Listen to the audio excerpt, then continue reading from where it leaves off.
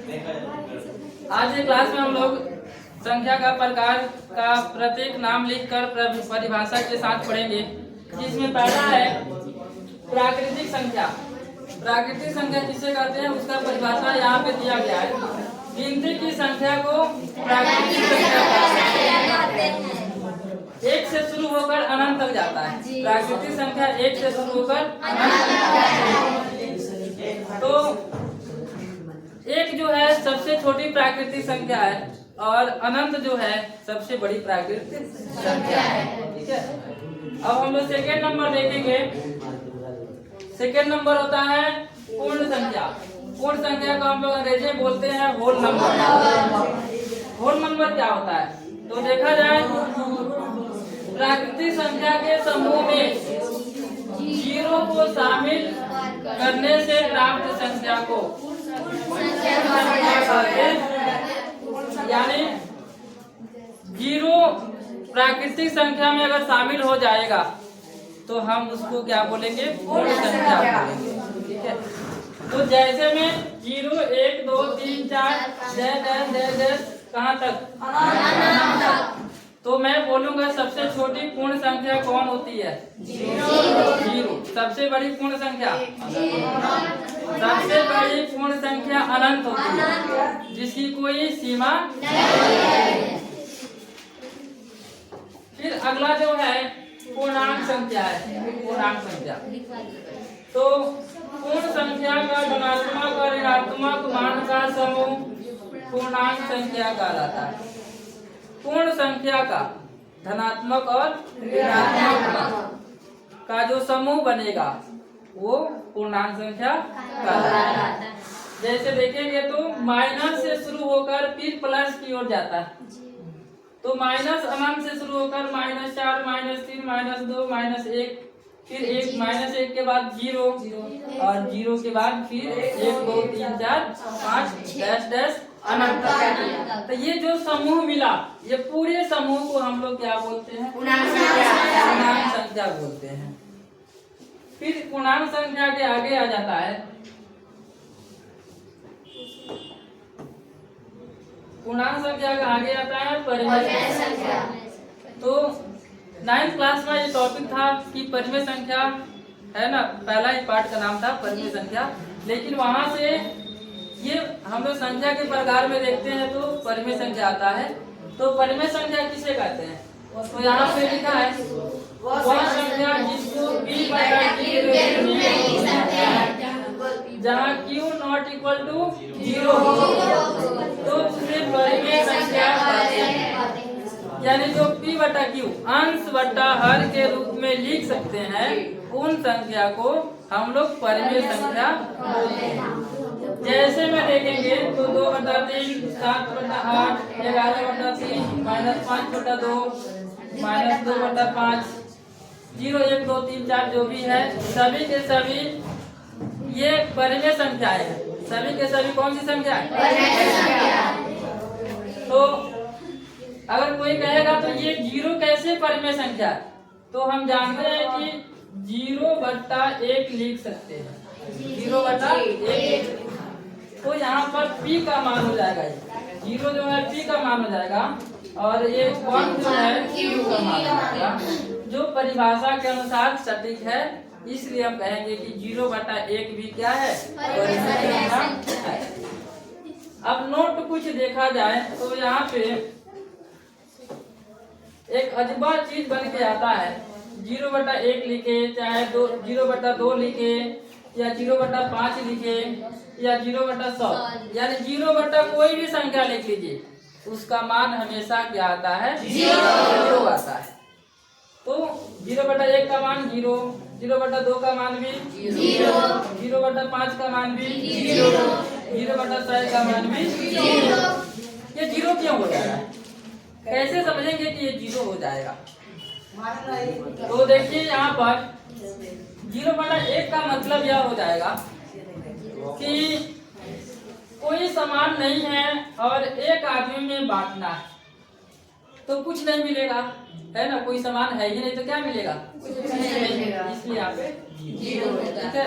इस तरह से बात हम इसको समझ सकते हैं। नोट नंबर 2 देखा जाए तो कुछ ऐसे होते हैं, अगर बाई द वे कहीं मिल जाए लिखा हुआ 2/0 आ जाए, 2/0 आ जाए, तो उसका क्या मतलब होगा? उसका मतलब अपरिभाषित होगा, यानी उसका परिभाषा देना कठिन है ना, उसी को बोलते हैं अपरिभाषित। लेकिन इसका मान कितना हो जाएगा? अनंत हो जाएगा। इसका मान अनंत हो जाएगा। 0/3 भी 3/0 भी क्या हो जाएगा? अपरिमेय संख्या हो जाएगा। तो हम देख सकते हैं कि ये जितने लिखे गए ये अपरिमेय संख्याएं नहीं है। क्यों नहीं है? क्योंकि नीचे 0 आ चुके हैं, तो नीचे 0 आ चुके हैं, इसलिए ये परिमेय संख्याएं नहीं है। अब नोट नंबर 3 आप लोगों को ये लिखवाया गया है कि 1/अनंत आ जाए, 1/अनंत, उसका मान कोई पूछ ले कितना होता है, तो कितना होता है? 0। इसको कैसे समझेंगे? तो मैं कहूँ कि एक कोई वस्तु है, अनंत आदमी के बीच बांटना है, यानी जिसकी कोई सीमा है ही नहीं बांटने का, तो उसका देखा जाएगा कितना कितना प्राप्त होगा।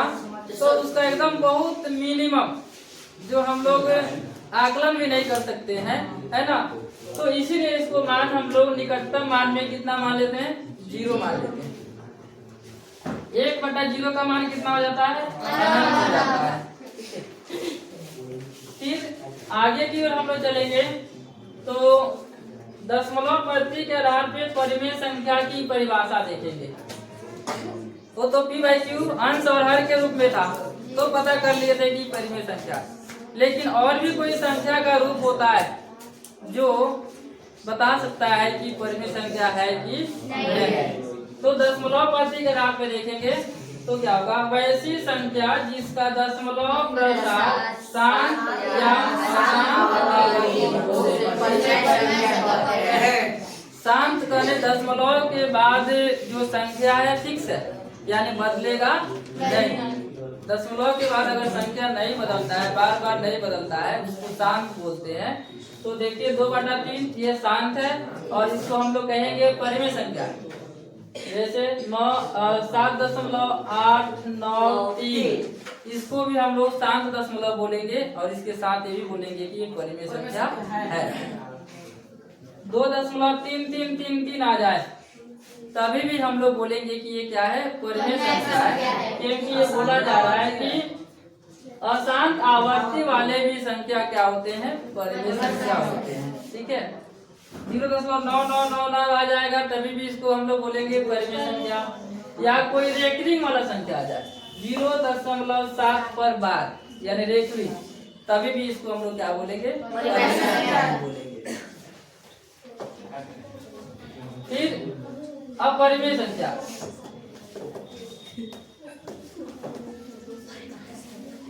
परिमेय संख्या का हम लोग ने 2 तरह से परिभाषा किया, एक p/q के रूप में, एक दशमलव प्रति के आधार पे। अब हम लोग आ जाते हैं अपरिमेय संख्या का परिभाषा देखने के लिए। तो पहला नंबर देखेंगे तो वर्गमूल के आधार, यानी रूट अंडर के रूप में रहेगा तब वो परिमेय होगा कि अपरिमेय होगा, इसका जानकारी हम लोग इस डिफिनीशन से कर लेंगे। ठीक है, तो वैसी संख्या जो रूट में हो तथा जिसका पूर्ण वर्गमूल प्राप्त न हो, वैसी संख्या जो रूट में हो, रूट में भी होना चाहिए और पूर्ण वर्गमूल नहीं होना चाहिए, तो उसे हम लोग क्या बोलते हैं? जैसे रूट दो जो लिखा गया है ये रूट में है लेकिन पूर्ण वर्गमूल नहीं है, इसीलिए हम लोग इसको क्या बोलेंगे? अपरिमेय संख्या बोलेंगे। √3 भी, ये √3 कौन सी संख्या है? अपरिमेय। कोई पूछेगा क्यों अपरिमेय संख्या है, तो बोलेंगे कि √3 का पूर्ण वर्गमूल प्राप्त नहीं हो पा रहा है, इसीलिए यह अपरिमेय संख्या है। √5, √6, √7, √8, √10, √11 ऐसे होते जाएंगे, ये सब अपरिमेय संख्या होगा। लेकिन यहाँ पे कुछ बात आप लोग को लिख के दिया गया है, रूट में होने के बावजूद भी ये अपरिमेय संख्या नहीं है। जैसे देखिए √1 का मान 1 हो जाता है, यानी रूट हट जाता है, तो इसको हम लोग क्या बोलेंगे, अपरिमेय संख्या नहीं है। जी सर। रूट 4 का मान 2, रूट 9 का मान 3, रूट 16 का मान 4, रूट 25 का मान, रूट 26, ये जितने लिखे गए हैं ये अपरिमेय संख्या नहीं है। अब अपरिमेय संख्या नहीं है तो कौन सी संख्या है, परिमेय संख्या। तो ये लिखा गया ये परिमेय संख्या नहीं है। फिर आगे की ओर अब परिमेय संख्या का भी परिभाषा दोबारा हम लोग पढ़ेंगे, लेकिन दशमलव पद्धति के आधार पे, दशमलव पद्धति के आधार पे लिखा जाएगा। दशमलव पद्धति के आधार पे देखिए क्या लिखा है, वह वैसी संख्या जिसका दशमलव प्रसार अशांत अनावर्ती हो, यानी अशांत भी हो और कोई संख्या का बार बार रिपीटेशन ना हो, है ना, उसको अपरिमेय संख्या बोलते हैं। जैसे 2.3, 1 0, डबल 1 0, ट्रिपल 1 0, 4 वो 1 0 ऐसे करते हुए ये एक न एक संख्या बार बार बढ़ती जाएगी, तो इसको हम लोग बोलेंगे अपरिमेय संख्या है। तो जैसे में वही है 1.90, डबल 90, ट्रिपल 90, 4 90 ऐसे आएगा, तो इसको हम लोग बोलेंगे अपरिमेय संख्या है। फिर इसके बाद वास्तविक संख्या किसे कहते हैं, वास्तविक संख्या, वास्तविक संख्या किसे कहते हैं, रियल नंबर। चलिए देखिए परिमेय संख्या और अपरिमेय संख्या यानी परिमेय और अपरिमेय दोनों का समूह जो बनेगा वो वास्तविक संख्या का है। इसमें बहुत बड़ा संख्या का रूप ले लेता है ना, जितना अभी तक पढ़ लिया सभी के सभी वास्तविक संख्या में आ जाते हैं। जैसे रूट वाले संख्या, बट्टा वाला संख्या, माइनस वाला, प्लस वाला जितना है सबके सबके क्या हो जाएंगे, तो वास्तविक संख्या हो जाएंगे। ठीक है। फिर और नीचे लिखा गया है, एक और परिभाषा लिखा जा सकता है जो हम लोग संख्या रेखा के आधार पे देख सकते हैं।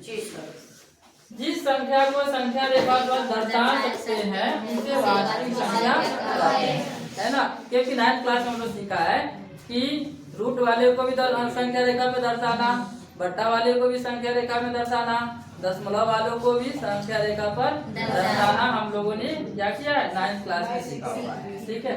इस तरह से वास्तविक संख्या तक तो आप लोग को समझ में आ गया, लेकिन एडवांस रूप में देखा जाए तो एक और होता है अवास्तविक संख्या, उसके बारे में हम लोग सीखेंगे।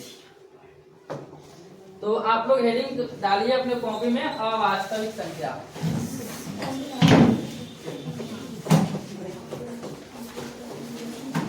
अवास्तविक संख्या, अवास्तविक संख्या इसका परिभाषा देखेंगे अवास्तविक संख्या का। तो पहले समझ लो, वह संख्या जो रूट में हो तथा उसके अंदर माइनस लगाओ, ऋणात्मक चिन्ह लगाओ, तो वो सब संख्या को हम लोग बोलेंगे अवास्तविक संख्या, है ना। चलिए इसको लिख देते हैं।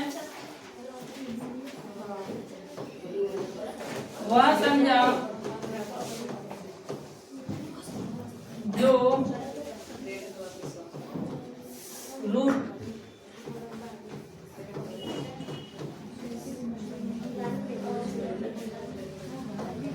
में हो तथा ऋणात्मक हो,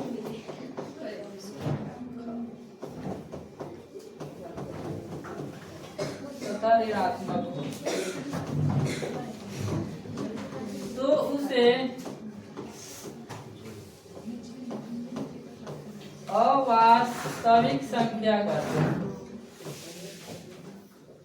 अवास्तविक संख्या कहते हैं। जैसे root under -1, root under -2, root under -3, root under -4, root under -5 ये जितने लिखे गए हैं सबके सब अवास्तविक संख्या है। आज का क्लास में आप लोग को ये संख्या का प्रकार जो है समझ में